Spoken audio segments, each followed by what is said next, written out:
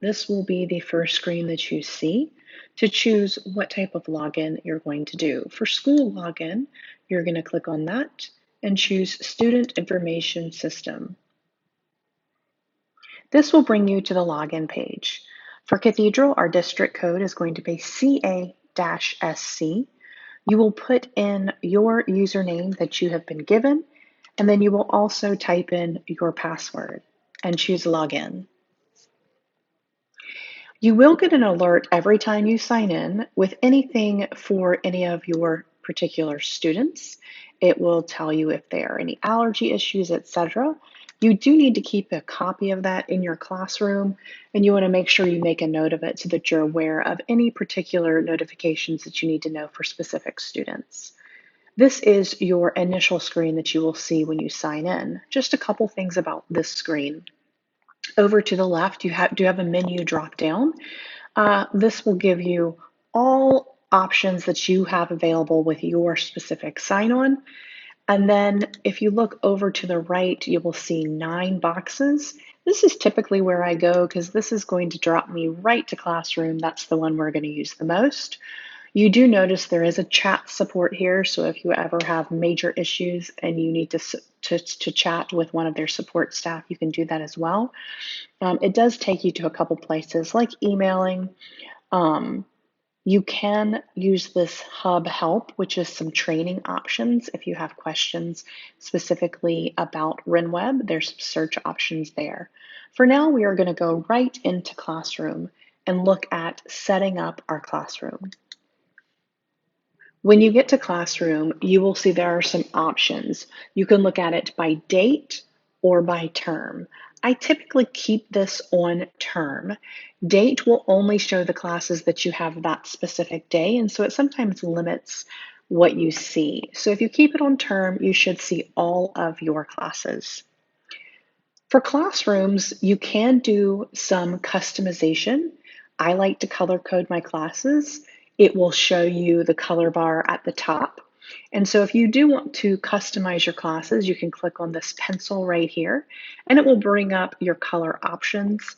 You can choose the color that you want for a specific class, and then click on that class, and it will change the color for you. And so you can set up all of your classes with their own color, and you can keep them kind of separate as you go through the different menus. Once you have chosen any colors or customization there, you can click back on the pencil and that will go back in.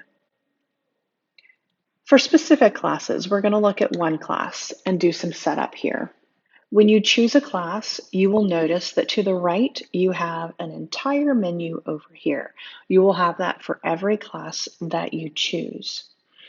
The default here is going to be the dashboard. And so the dashboard is kind of nice. You can customize it. It gives you your alerts for that specific class. It gives you any upcoming birthdays for the class. On a day that I have attendance, it would show me if I had taken attendance. It also will show you your lesson plan for the week. And so that is kind of just an overview of the class itself. I do want to look at the way you would set up your class the first time you're going into it. And so when you're setting up your class, there's a couple things that you can do. Attendance is going to automatically default to the day. And so if you choose a day that you don't actually have that class or a day that's not in school, you're not going to see the option there. But if you go to a day that school is actually in session, you will see the attendance.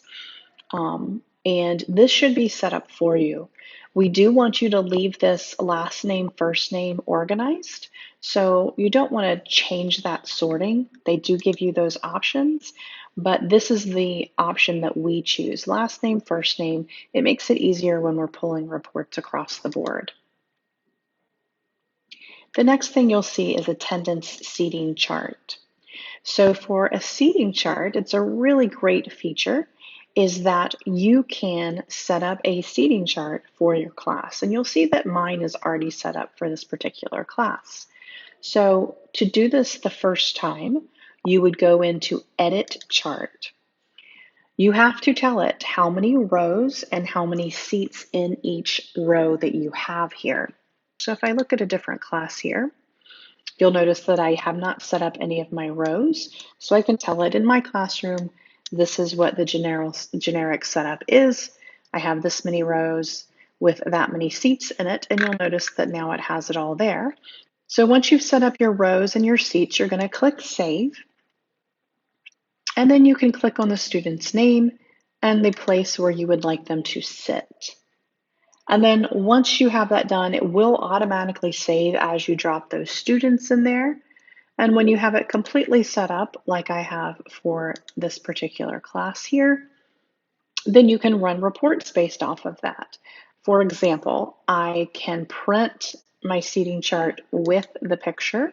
And this is a nice feature when I want to do that for my sub. And so I can go to those reports and choose what I want and open those and then print them as well. We are going to look at the gradebook feature in Renweb.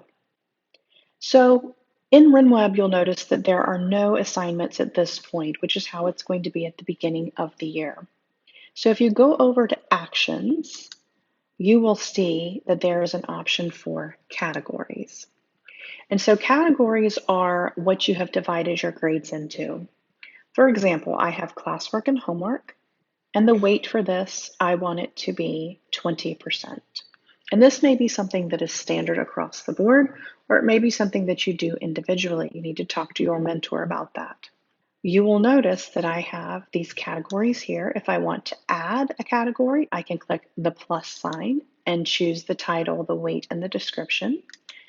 Or if I want to delete it, I can choose that. You will want the title there, the weight, and then you will want to check that it is for the first, second, third, and fourth quarter. Again, assuming that you do have the same ones for different quarters, unless you do something graduated throughout the year. You can also color code these.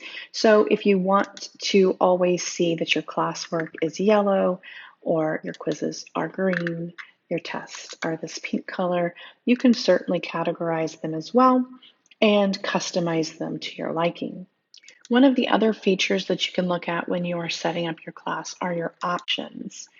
Now, in options, there are some that may be preloaded, and so you can leave the preloaded alone. You do have a preference on how you view your assignments. For example, it is defaulted to all assignments. This will show you every single assignment for the entire term. I actually prefer to do this summary. This summarizes my test with the average for the test for each student, summarizes the quizzes, summarizes the classwork. And so that helps me a little bit. You can also choose if you are going to cap a category grade. For example, if you have extra credit points on a test and they have 100 average, it could potentially go over 100 for that particular group. So you can choose to take that off and then it will help their quiz grade, their homework grade. But we do cap the term grade at 100, so they typically cannot earn over 100 for the term. You'll notice the letter grades are loaded in here. This is actually standard for the school, and so you're not going to change your letter grades here. We do have an option to add grading codes.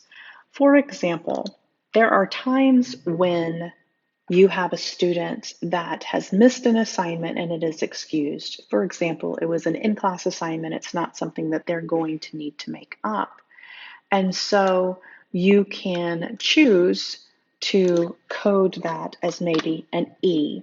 So then when you're entering a grade, if the student has missed it and you are going to excuse that assignment, then it's not going to count against the student. Or it may be something that they are absent and you are also excusing them for that particular grade. And you'll notice it's not assigning any value there. You can also choose to put in, for example, incomplete, and you know that you're still expecting that student to come back and do that as well. Or you can choose to put something as like a missing grade and you're expecting them to come back and do that as well. And so you can add your specific codes there, and this is actually only going to apply to your classes. I will say you can scroll down here And you can copy this to your other classes. So that way you do not have to repeat these options for every single class. You can go in and you can select the classes that you want to copy these to. And so if I go in, I can select to copy these to my Algebra 2 class, as well as to my Calculus class, and to my Pre-Calculus class. And then I don't have to go in and do this every single time. And then you want to click Save.